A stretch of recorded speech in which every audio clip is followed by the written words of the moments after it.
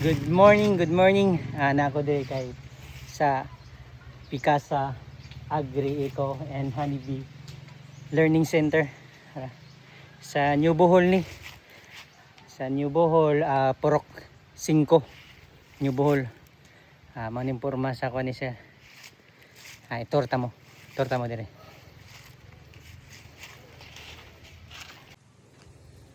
Maning sulod sa Picasa Honeybee na Learning Center. Ano siya sulod.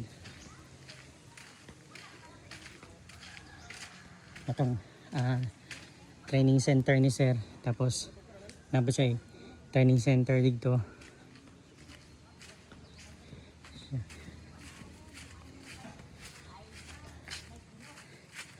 Apo po ning lugar ni sir kay kuan. Katong mga interested na maka-learn sa beekeeping, dito mas nay kuan na lugar sa training center ni sir.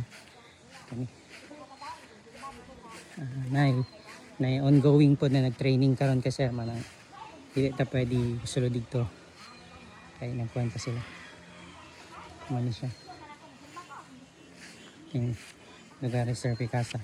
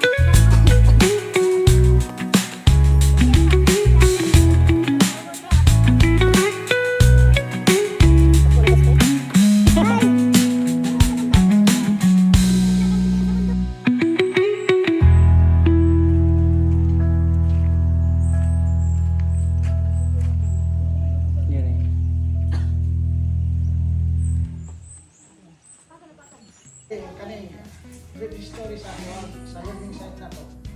So, 1990s kita na ko ng beekeeping. So, 1990 beekeeper na ko no. I said beekeeper because on this spot after sa akong training, ang ako yung mentor yun, originally ay si Mr. Kwan O, John Kwan O. He is a Korean national. So, Korean ang ako ang technology. And then after that, continuous process ang education about beekeeping. Nakuha na akong Langstroth. Hati lagi sir no? Kanang hilaw pa din siya. Hilaw pa. So, pero sound nga naibuyog nga kusog ko kahakot ikon ko.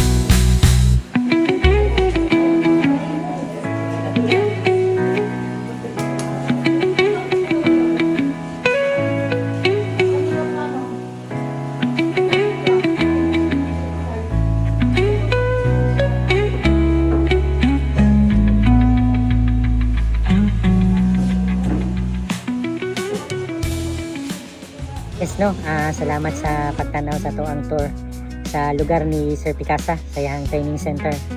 Salamat kayo sa pagtanaw. Kato day mga interested na beekeeper na magpa-in situ.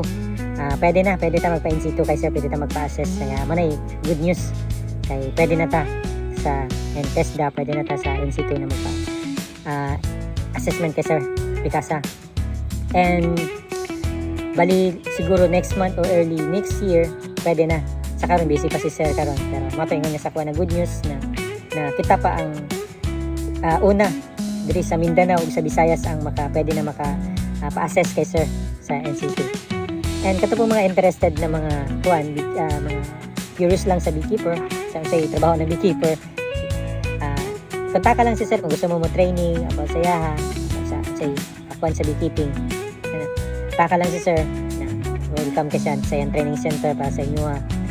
And about sa ay magkabalakay kay TESDA accredited na si Sir sa ang yahang training center sa New Bohol, Purok 5, New Bohol, New Corilla. TESDA accredited na siya.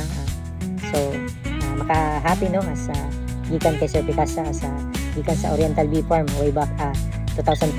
So maka-happy na taas na gid ang naabot sa among father of beekeeping. So kato lang no, shout out Sir, salamat sa tanan. Dili ko maabot sa abroad ug dili ko makatunog beekeeping dili tungod sa imuha.